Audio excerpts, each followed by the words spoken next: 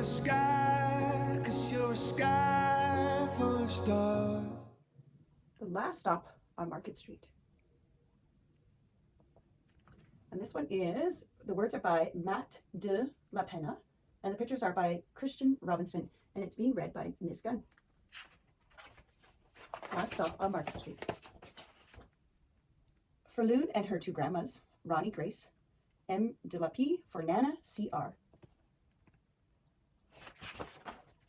CJ pushed through the church doors, skipped down the stairs.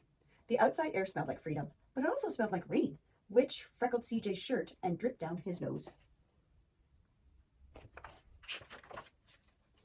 He ducked under his Nana's umbrella, saying, "How come we gotta wait for the bus in all this wet?" "Trees get thirsty too," his Nana told him. "Don't you see that big one drinking through a straw?" CJ looked at him a long time, but never saw a straw. From the bus stop, he watched her pool on flower petals, watched rain patter against the windshield of the nearby car. His friends Colby climbed in, gave CJ a wave, and drove off with his dad. "Nana, how come we don't got a car?" "Boy, what do we need a car for? We got a bus that breathes fire. And the old man, Mr. Dennis, he always has a trick for you." The bus creaked to a stop in front of them. It sighed and sagged, and the door swung open. 5 Market. "What's that I see?" Mr. Dennis asked. He pulled a coin from behind CJ's ear, placed it in his palm. Nana laughed her deep laugh and pushed CJ along. They sat right up front. The man across the way was tuning a guitar, and an old woman was with curlers had butterflies in a jar. Nana gave everyone a great big smile and a great good afternoon. She made sure CJ did the same. All the people on the bus, all sorts of characters on the bus. The bus lurched forward and stopped, lurched forward and stopped. Nana hummed as she did. "How come we always got to go here after church?" CJ said. "Miguel and Colby never have to go nowhere." "I feel sorry for those boys," she told him. "They'll never get a chance to meet Bobo or the Sunglass Man. And I hear Trixie got herself a brand new hat." CJ stared out the window, feeling sorry for himself. He watched cars zip by on either side, watched a group of boys hop curbs on bikes.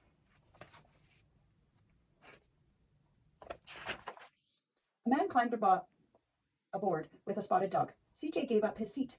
"How come that man can't see?" "Boy, what do you know about seeing?" Nana told him. "Some people watch the road with their ears."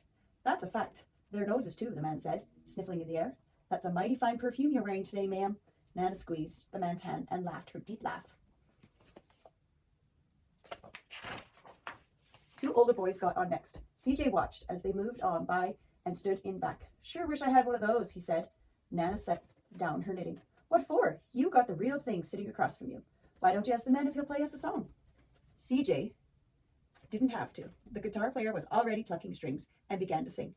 To feel the magic of music, the blind man whispered, "I like to close my eyes." Nana closed her eyes too.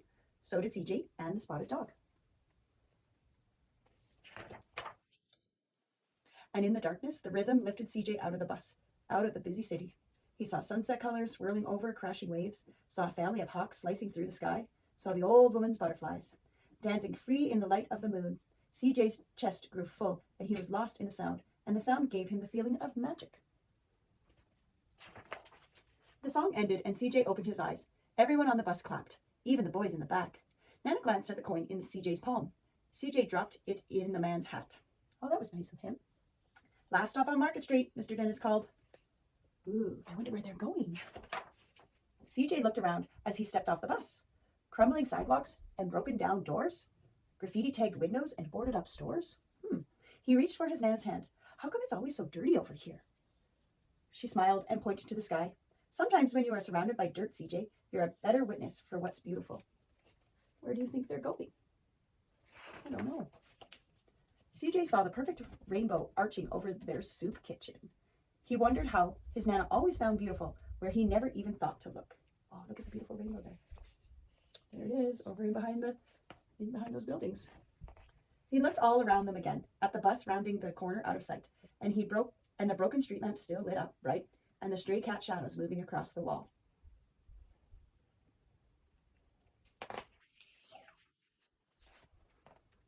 When he spotted their familiar faces in the window, he said, "I'm glad we came." That's nice. They went to help. He thought his Nana might laugh, her deep laugh, but she didn't. She patted him on the head and told him Me too, CJ. Now come on. Everybody's eating at the soup kitchen. So that was a good one. That is CJ and his grandma take a bus ride together, discovering the beauty and wonder of the vibrant neighborhood. And boys and girls, look, when you open up the book like this, you see the entire bus. Pretty cool, hey? See you next time, my friends. Bye.